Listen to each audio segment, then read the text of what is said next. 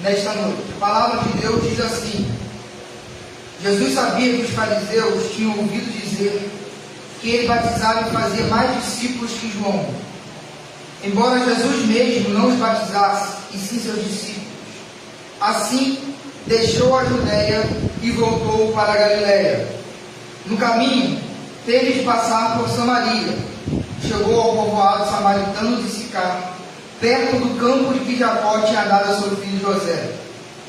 O poço de Jacó ficava ali, e Jesus, cansado da longa caminhada, volta do meio-dia. A samaritana veio tirar água, e Jesus lhe disse: por favor, dê-me um pouco de água para beber. Naquele momento, seus discípulos tinham ido ao povoado comprar comida. A mulher ficou surpresa, pois os judeus se recusam a ter qualquer contato com os samaritanos. Você é judeu e eu sou uma mulher samaritana, disse ela a Jesus. Como é que me pede água para beber? Jesus respondeu: ao menos você soubesse que presente Deus tem para você e com quem está falando, você me pediria e eu lhe daria água viva. Mas você não tem corda nem balde, e o poço é muito fundo, disse ela. De onde tiraria essa água viva? Além do mais, você se considera mais importante que nosso antepassado Jacó, que nos deu este poço? Como pode oferecer água melhor que este que Jacó a seus filhos e seus animais bebiam? Jesus respondeu: quem bebe desta água logo terá sede. Ela se torna uma fonte que brota dentro dele e lhe dá vida eterna. Por favor, Senhor, dê-me dessa água, disse a mulher. Assim eu nunca mais terei sede, nem precisarei vir aqui para tirar água. Vá buscar seu marido, disse Jesus. Não tenho marido, respondeu a mulher. Jesus disse: é verdade, você não tem marido, pois teve 5 maridos e não é casada com o homem com quem vive agora. Certamente, você disse a verdade. O Senhor deve ser profeta, disse a mulher. Então diga-me, por que os judeus insistem que Jerusalém é o único lugar de adoração, enquanto nós, os samaritanos, afirmamos que é aqui, no Monte Gerizim, onde nossos antepassados adoram? Jesus respondeu: creia em mim, mulher. Está chegando a hora em que já não importará se você adora o Pai neste monte ou em Jerusalém. Vocês, samaritanos, sabem muito pouco a respeito daqueles que adoramos com conhecimento, pois a salvação vem por meio dos judeus. Mas está chegando a hora, e de fato já chegou, em que os verdadeiros adoradores adorarão o Pai em espírito e em verdade.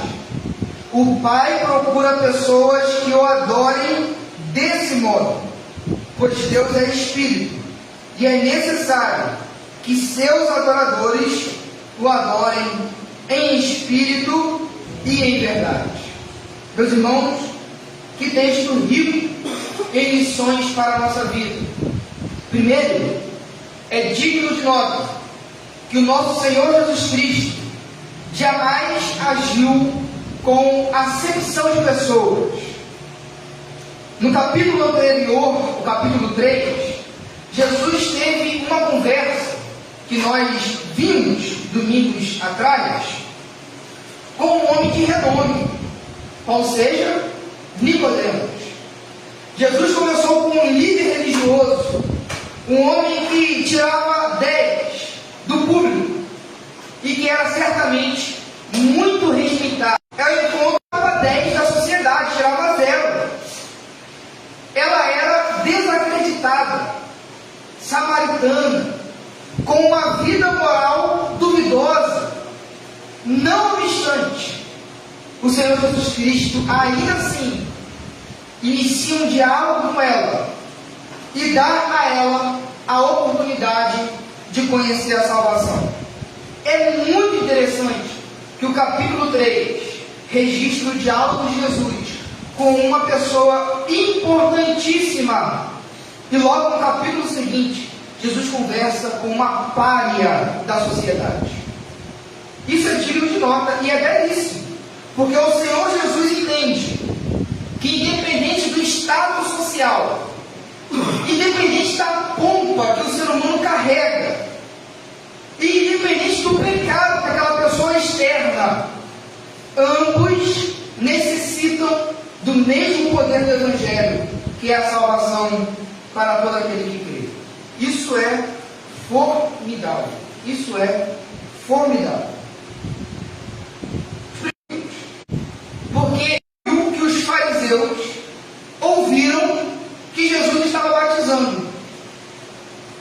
Domingo passado, eu falei que Jesus em si não batizava ninguém. Quem é que batizava? Os discípulos.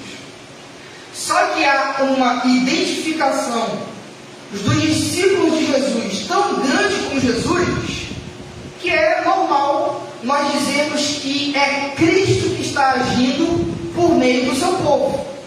Tanto que Paulo, quando perseguia a igreja, Jesus não perguntou a Paulo: Paulo, por que você persegue a igreja? O que Jesus perguntou? Paulo, por que você me persegue? Tamanha é a identificação da igreja com o Senhor da igreja. Então, quando a Igreja Batista do Baixo Grande atua debaixo da direção do Espírito Santo e da direção da palavra, é o próprio Cristo que está agindo por meio do seu membro. Até porque Paulo vai desenvolver uma rica teologia e doutrina da união mística entre nós e Cristo. Ele fala que nesse corpo, Cristo é o cabeça. E cada um de nós que cremos em Jesus somos o quê? Os seus membros. Meus irmãos, que verdade profunda e preciosa é essa? Nós estamos ligados pela fé ao Senhor do Universo, a Jesus Cristo. Pois bem, os fariseus ouviram que Jesus estava batizando, que a popularidade de Jesus estava crescendo, e aí, quando Jesus soube disso, Jesus resolve o quê? Se retirar. Ele sai da Judéia, que é no sul, e vai para a Galileia, terra que ele foi criado, terra que ele desenvolveu a maior parte do seu ministério lá no norte, como se nós saíssemos daqui do sudeste e fôssemos para o nordeste. Então Jesus sai do sul e vai para o norte, porque ele preferia, neste momento, evitar qualquer tipo de fadiga e de ameaça ministerial. Isso aqui, meus irmãos, é saúde psicológica para qualquer um. Há muitos diálogos de Jesus com os fariseus. E se os irmãos perceberem, não. Mas nesse momento, Jesus preferiu se retirar. Ele entendeu que essa ocasião não era o melhor momento para discutir, para brigar com os fariseus. E isso é saúde psicológica. Meus irmãos, como a gente ganha em saber os momentos em que nós devemos ou não investir em um diálogo? Como isso gera saúde? Quando nós conseguimos, no nosso dia a dia e na nossa vida, discernir o momento que é para comprar ou não uma briga no bom sentido. Eu já gastei, meus irmãos, muitas salivas com algumas pessoas, sobretudo da família. Não porque eu sou um caçador de treta, mas porque acontece. Você está no meio, as pessoas perguntam. Você está no churrasco da família, as pessoas perguntam.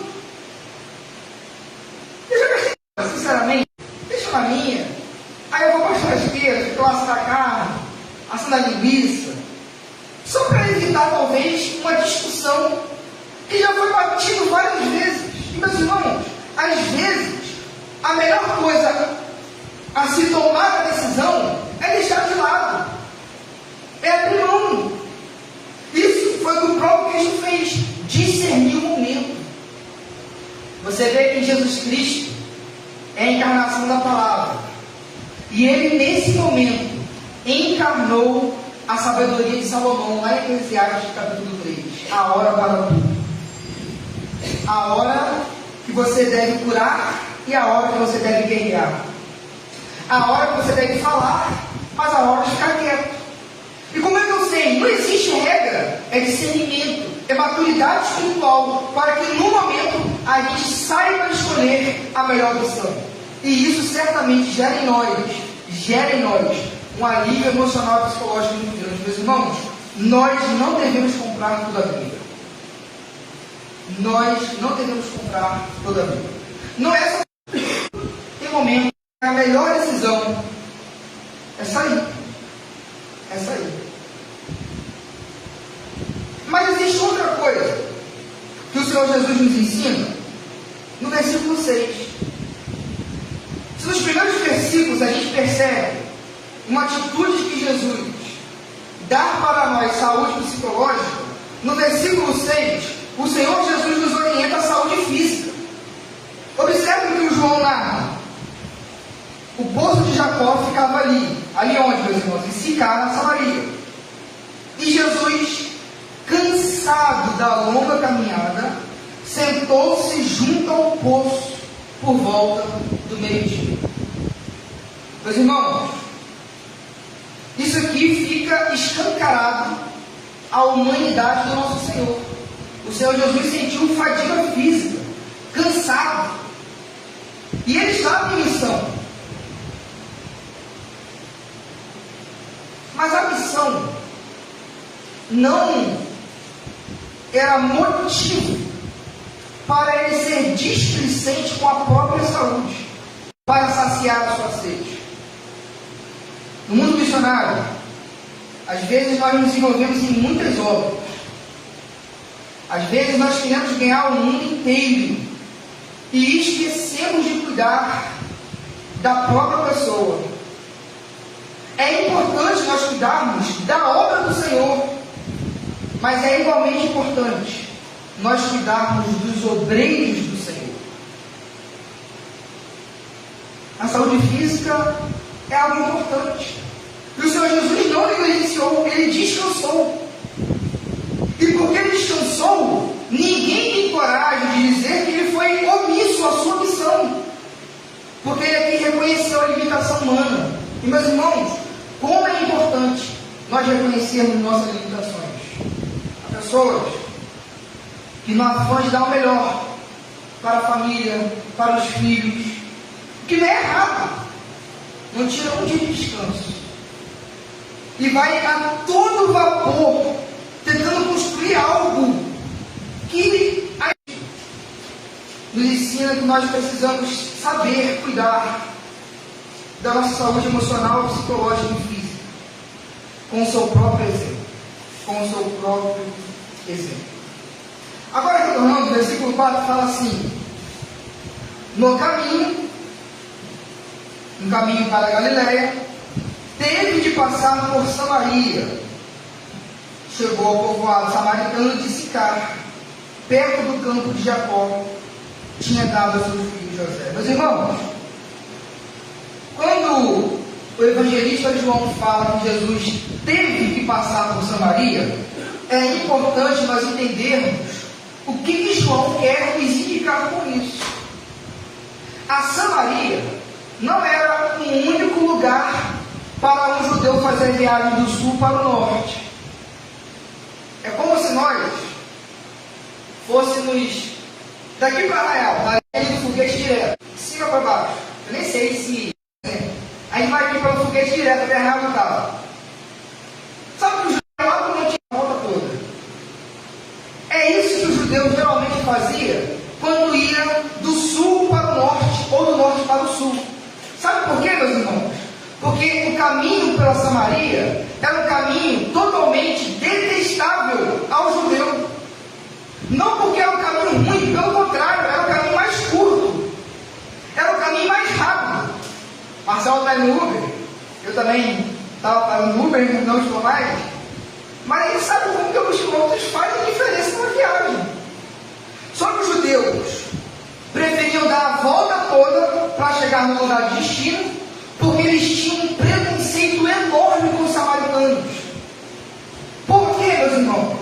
Porque os samaritanos é um grupo de pessoas que, há 7 séculos antes de Cristo, misturou sua linhagem. O rei da Síria, quando destruiu Samaria, Sargão II, ele não acabou com o povo e não exilou o povo. Sabe o que ele fez? Ele deixou o povo de Samaria lá e trouxe outros povos da terra para habitar em Samaria. Misturada. Houve mistura cultural, houve mistura religiosa e pior, houve mistura sanguínea. Ou seja, os samaritanos eram uma raça de mestiço. Era judeu que misturou-se com outras etnias. E isso para o judeu era inaceitável. Então eles tinham uma barreira enorme com Samaria. E é interessante nós notarmos que o preconceito, ele não somente alcança a vítima, mas a própria pessoa que é preconceituosa. Porque o caminho mais rápido fazia com que os judeus tivessem autonomia de dinheiro, tivesse menos esforço físico, mas eles preferiam fazer todo aquele contorno, porque para eles olhar para um samaritano era algo reprovável. E Jesus escolhe passar pela Samaria. Não era necessário, porque geograficamente era o único caminho. É porque Jesus estava aqui ensinando os discípulos que os seus discípulos não podem agir de pessoa. E porque ele em missão estava altamente sensível ao direcionamento do seu Pai. Meus irmãos, existem tipos de pecados que para nós são mais feios. Não tem como negar isso. E às vezes, a maneira como a pessoa vive e o grupo que ela é inserida gera em nós uma repulsa. Às vezes, até uma repulsa santa. Poxa, aquela pessoa vive assim, ela odeia Deus, ela blasfema contra Deus. Só que esse fato da pessoa viver de tal maneira que gera em nós uma repulsa não pode ser maior do que a missão que Deus nos deu. A missão que Deus nos deu deve colocar o nosso preconceito no bolso. Então, por exemplo, talvez haja aqui em nosso bairro um grupo de pessoas, de transexuais, que vivem de uma maneira muito libertina, e isso gera em nós um distanciamento moral. Ou seja, te empurra para esse encontro, que às vezes vai ser desagradável para você. Mas nós não temos opções, porque a todos os povos se manifestou a graça de Deus. Eu trabalhei um pouco numa periferia em Guarapari. Teve momentos que era não muito fácil, por causa de guerra de tráfico. E quando você vê injustiça impune, você fica tirado. Mas quando eu entrava na periferia, se eu me encontrasse com alguém que eu sabia que era traficante, eu não poderia me omitir, porque minha missão é maior do que esse distanciamento social. Eu preciso superar isso. Até porque se a igreja não fazer isso, quem que vai fazer? A graça não escolhe face de ninguém. A missão da igreja não pode ser: eu vou agir aqui e aqui não, vou agir aqui e aqui não. É isso que Jesus está ensinando. Meus irmãos, um samaritano servia para os judeus, sabe para quê? Combustível para o fogo. Só para isso. Era a pior raça de ser humano que existia para o judeu. E quando Jesus escolhe passar, gente, deve ter passado muitas coisas na mente do Senhor. O que Jesus está fazendo, gente? Havia um risco enorme de se contaminar. Havia um risco enorme de conter impurezas cerimoniais. Mas, meus irmãos, quem está em Cristo não tem medo de se envolver, porque ele sabe muito bem discernir a diferença em se envolver de maneira missionária e se envolver de maneira conveniente com o pecado. Nós aprendemos com Jesus que a missão de Cristo exige de nós abrimos mão de todos os nossos preconceitos, de todo o nosso distanciamento moral e social. Versículo 7. Pouco depois, uma mulher samaritana veio tirar água. E Jesus lhe disse: por favor, dê-me um pouco de água para beber. Naquele momento, seus discípulos tinham ido ao povoado comprar comida. Meus irmãos, olha essa cena. Aqui é necessário nós desenharmos a cena. Jesus está no poço que horas? Meio do Oriente Próximo. Será que faz calor? Será que é um sol extenuante? E uma mulher vai sozinha ao poço. Coisa que culturalmente não acontecia. As mulheres esperavam o sol resfriar e iam em grupo por causa do perigo. Agora, uma mulher sozinha, no pior horário, vai lá tirar poço. Será que ela queria a companhia de alguém? Ela não queria a companhia de ninguém. Até porque, provavelmente, ela era uma pessoa estigmatizada, censurada no local que ela vivia. Porque a vida dela, de 5 maridos, viver com um homem que não era seu marido agora, trazia para o povo uma reprimenda, um distanciamento. Então, por incrível que pareça, talvez a melhor companhia dela aqui era a solidão. É triste isso, mas é o fato. E sabe o que é interessante? Quando ela chega no poço, meio-dia, sozinha, ela não queria encontrar ninguém, mas a graça do Senhor estava lá esperando. A graça de Jesus para comunicar a salvação. Sabe o que nós aprendemos com isso, meus irmãos? Primeiro, que às vezes a coisa mais importante da nossa vida acontece sem a gente esperar. A mulher foi lá, não esperava encontrar ninguém, mas encontrou não a água fresquinha do poço de Jacó, mas encontrou a fonte da água viva. Sabe o que nós aprendemos aqui? Segundo, que às vezes a maior bênção de Deus está justamente em frustrar os nossos planos. Está justamente em fazer você acordar dos seus sonhos. O plano dessa mulher era ir sozinha e voltar sozinha.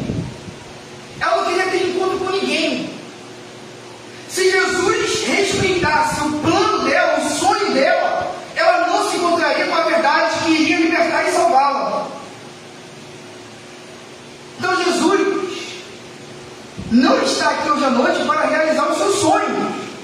Pode ser que ele esteja aqui justamente para destruir os seus sonhos, justamente para frustrar as suas expectativas. Compromisso com fazer isso, se eu falar isso, vai correr. Ele tem compromisso com a sua salvação. Ele sabe que é melhor para você do que você mesmo. Então todo mundo que é salvo porque um dia nós fomos confrontados com essa verdade. Porque imagina se Jesus respeitasse o nosso pecado. Não vou tocar ali não, porque Julinho nunca vai ser um servo do Senhor. Se ele fizesse isso, nunca seria mesmo. Meus irmãos, há pessoas vendendo Jesus no púlpito, como se Jesus fosse um gênio da lâmpada. Venha para Jesus e realize todos os seus sonhos. Talvez, venha para Jesus e se frustre o máximo.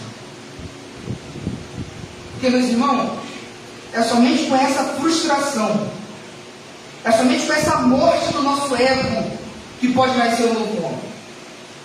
A nossa condição de pecado é tão grave, a nossa condição de pecado é tão radical em nosso coração, que a Bíblia fala que o único jeito de resolver esse problema é com a morte.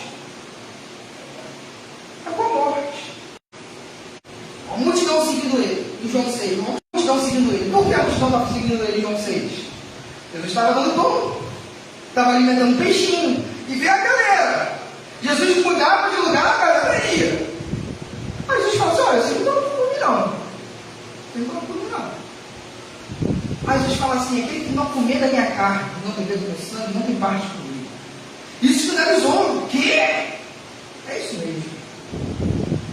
Sabe qual foi o resultado, meus irmãos? Os discípulos de Jesus falavam assim: duras são essas palavras, quem as pode suportar?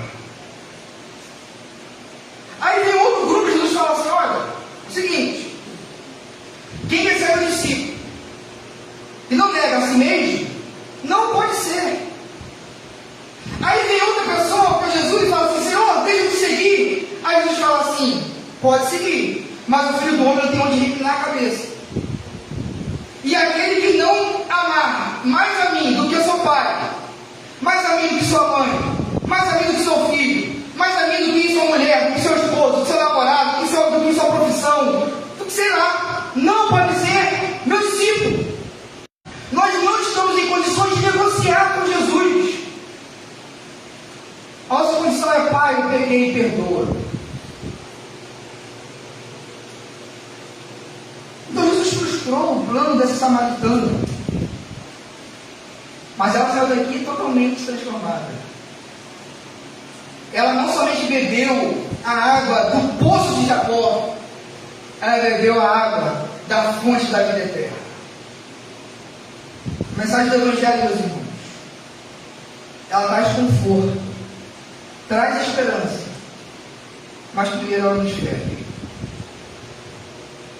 Se não me engano, Agostinho falou: fira-me com a tua espada, e então serei curado. Fira-me com a tua espada, e então serei curado. Meus irmãos, eu não sei qual é a expectativa sua esta noite, mas o Senhor Jesus tem uma. Isso é certo. Quer te salvar da condenação do pecado e do poder do pecado. Da condenação do pecado e do poder do pecado. Jesus quer te salvar de você mesmo. Porque quem peca é você. Quem vive da prática do pecado é você. Quem é pecador sou eu. Então não é o cigarro ali, não é a pornografia ali, sou eu. Deus não quer só queimar seu benefício do Playboy. Deus quer transformar seu coração. Deus não quer que você quebre apenas seu celular. Deus quer que você quebrante o seu coração. Isso é tudo. Enquanto isso não acontecer, nós não estaremos aptos a beber água da vida. Então, meus irmãos, eu li 24 versículos, mas eu nem me ater aqui. E se Deus permitir, em novembro a gente continua nossa exposição em João, a partir do versículo 8 de João 4. Amém, meus irmãos? Eu falei que nós vamos continuar em novembro. Esse mês é um mês um pouco cheio para a igreja. E domingo que vem nós vamos antecipar. Porque no quarto domingo, dia 23, é o culto de aniversário da igreja. Então a programação está cheia. Nós vamos receber a cantora Raquel Garcia e o pastor Ascenso das Colinas, que estará pregando para nós. O aniversário da igreja também será comemorado no sábado, no dia 22 de outubro desse mês, com a cantora Denise Marambaia e o pastor Dagoberto Caldas, da igreja do Braga. Então nós vamos celebrar o Senhor pela nossa existência no sábado e no domingo. Tá bom, meus irmãos? E aí nós vamos ter a participação especial dos cantores e dos pregadores. E no último domingo de outubro, dia 30, nós faremos o fechamento da campanha de missões e a palavra será direcionada à reforma protestante. Eu, com a permissão e a graça do Senhor, estarei pregando sobre os 5 solas da reforma protestante e a igreja toda está convidada e convocada e também intimada a convidar outros para participar. Então, no próximo domingo, ceia do Senhor, no quarto domingo, junto com o sábado, no aniversário da igreja, e no de missões, e uma palavra direcionada a novembro, com a permissão de Cristo, a gente volta à nossa exposição do Evangelho de João. Amém, meus irmãos? Após o culto, nós vamos ter a campanha a cantina missionária. Então você pode contribuir com missões, fazendo um pequeno lanche, tá bom? Vamos colocar de pé, vamos orar. Logo após a bênção apostólica, haverá um pós-lúdio, um momento para a igreja fazer oração silenciosa e cumprimentar e abraçar os seus irmãos. Senhor, obrigado por esse momento, por essa noite tão rica, pelo favor do Senhor. Obrigado, Deus, porque o Senhor consolou nossos corações. Obrigado, Deus, porque nós sabemos que se nós continuássemos veredando e andando pelo caminho que nós escolhemos, nós estaríamos perdidos. Obrigado, Senhor, porque o Senhor sentou no nosso poço, nos encontrou, o Senhor nosso coração nos deu vida. Deus, faça em nós a tua vontade. Nos deu uma semana cheia de ti, e que o seu nome seja glorificado. E ao sair desse culto, nós possamos refletir na palavra, nos louvores, tudo aquilo que aconteceu. Que no raiar de amanhã, segunda, de terça, de toda semana, nós possamos testificar do teu amor. Em nome de Jesus.